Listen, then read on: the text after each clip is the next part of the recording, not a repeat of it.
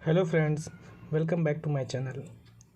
आज हम modern history का पार्ट 21 इसमें अंग्रेज़ों की मैसूर विजय के अंतर्गत हम यह देखेंगे कि अंग्रेज़ और मैसूर के बीच में जो प्रथम आंग्ल मैसूर युद्ध होता है वो किस प्रकार होता है और कौन कौन इसमें शामिल होता है। तो चलिए देखते हैं। तो प्रथम आंग्ल मैसूर युद्ध, इसका समय है 1767 से लेकर 1769। 1767 से लेकर 1769 प्रथम आंग्ल मैसूर युद्ध।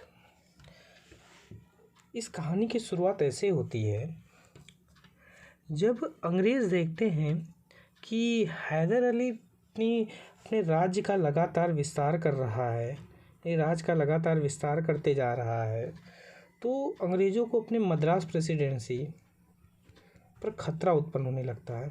कहीं ऐसा ना हो कि हैदर अली आके मद्रास पर भी कब्जा कर ले।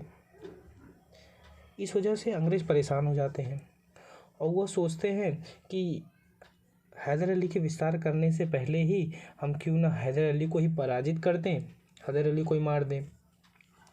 तो इसमें सबसे पहले अंग्रेज़ क्या करते हैं, हैदर अली को सोचते हैं हैदर अली को ही पराजित कर दें, तो वो सबसे पहले जाते हैं हैदराबाद के निज़ाम के पास। हैदराबाद के निज़ाम के पास जाते हैं कि तुम मेरा सहयोग करो हैदर अली के ख़िलाफ़।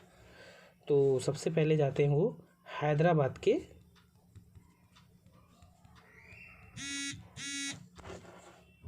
के निज़ाम के पास। फिर दूसरा वो जाते हैं मराठे मतलब वो हैदराबाद के निज़ाम को अपने टीम में शामिल कर लेते हैं कि हम हैदर अली को हराएंगे उससे युद्ध करके। जब यह देखते हैं तो मराठे को वो शामिल नहीं जाते, लेकिन जब यह देखते हैं तो मराठे खुद आ जाते हैं अंग्रेज़ों के साथ कि ठीक है, हैदर अली को हराने में आपकी मदद मैं करूँगा, हैदर अली को हराने में आपकी मदद मैं करूँगा। मराठे ऐसा क्यों करते हैं? क्योंकि जब मराठे आक्रमण करते हैं, जब मैसूर का विस्तार हो रहा होता है, जिस समय हैदर अली एक घुड़सवार और एक फौजदार के रूप में मैसूर में कार्य करता रहता है, तो उस समय वो जब मराठे आक्रमण करते हैं तो वहाँ पे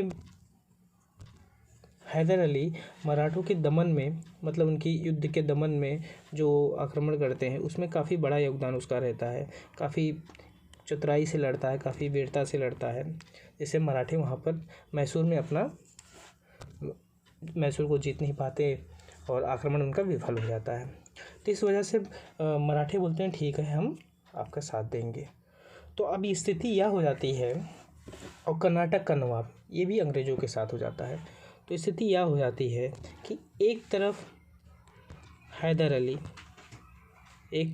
अली हो जाता है अकेला, और दूसरी तरफ पहला अंग्रेज, दूसरा नवाब कर्नाटक का, और तीसरा निज़ाम, और चौथा मराठे। मतलब ये चार एक तरफ रहते हैं और हैदर अली एक तरफ रहता है। मतलब कूटनीति से ये अंग्रेज़ इनको नवाब, निज़ाम, मराठों को अपनी तरफ मिला लेते हैं। अब हैदर अली सोचता है अगर ऐसा युद्ध हुआ तो निश्चित रूप से मैं हारूंगा ही, क्योंकि इनकी सेना भी बड़ी हो चुकी है। जब चारों लोग मिलके लड़ेंगे तो अकेला मैं कब तक लड़ूंगा। तो हैदर अली सोचता है क्यों ना कुछ कूटनीति लगाई जाए, चतुराईपूर्ण ये युद्ध जीता जाए। तो सबसे पहले वो क्या करता है, सबसे पहले हैदर अली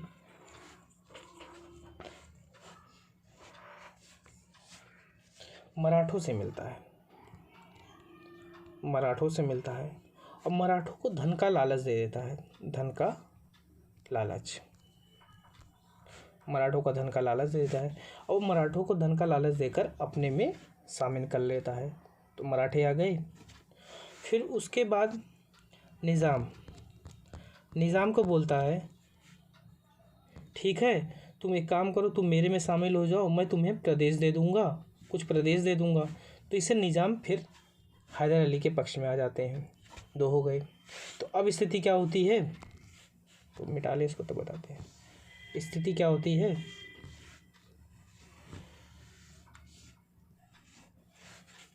सेकेंड, एक तरफ हैदर अली हो गया, अब हैदर अली, दूसरा निज़ाम, तीसरा मराठे। और इस साइड बचा कौन, इस साइड पहला अंग्रेज और दूसरा कर्नाटक का नवाब। मतलब स्थिति उल्टी हो गई, स्थिति उल्टी हो गई। अब अब स्थिति उल्टी हो गई। अब हैदर अली क्या करता है, जो जिससे अंग्रेज डर रहे थे कि कहीं ऐसा ना हैदर अली मद्रास पर अधिकार कर ले, तो हैदर अली मद्रास पर जाके घेरा डाल देता है सैनिकों का, मद्रास पर को घेर लेता है, जिससे अंग्रेज़ों को, जब अंग्रेज़ देख लेते हैं कि हैदर अली ने घेरा डाल दिया, वहाँ से पीछे हटता भी नहीं, तो इससे अंग्रेज़ को मजबूरन संधि करनी पड़ती है, मजबूरन हैदर अली से संधि करनी पड़ती है। अब संधि कौन सी होती है, यह संधि एग्ज़ाम में बार बार पूछी जाती है, तो इसको ध्यान से देखिएगा। 4 अप्रैल 1769, डेट एकदम याद रखना चाहिए को, मद्रास की संधि,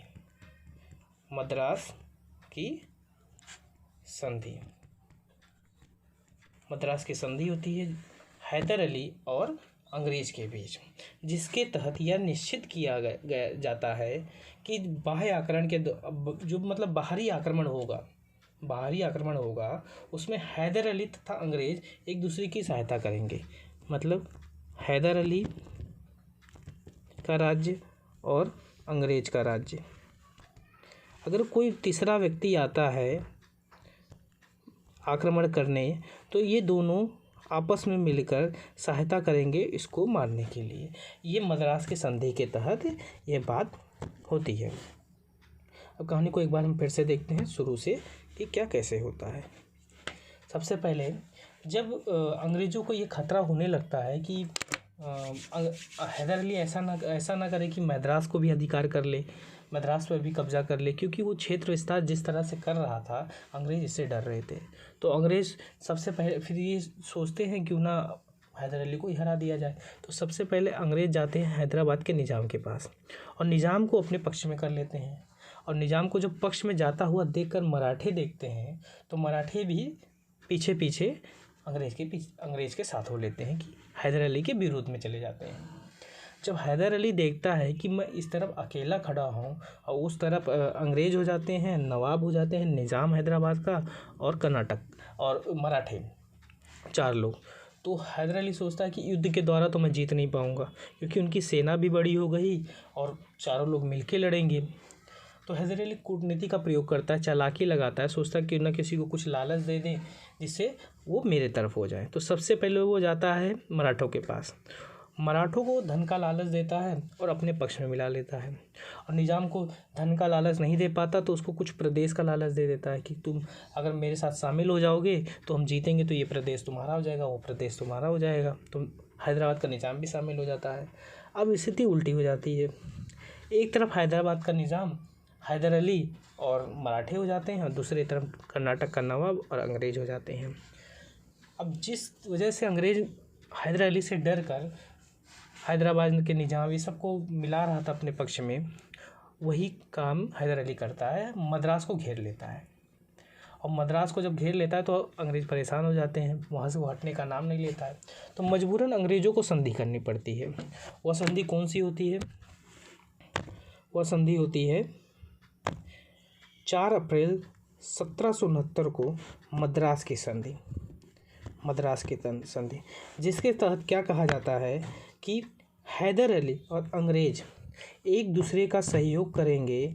अगर कोई बाहरी आकर आक्रमण करता है, कोई बाहरी आकर अगर आक्रमण करेगा तो हैदर अली और अंग्रेज़ एक दूसरे का सहयोग करेंगे और बाह्य आक्रमण के विरुद्ध लड़ेंगे। ये संधि के तहत होता है।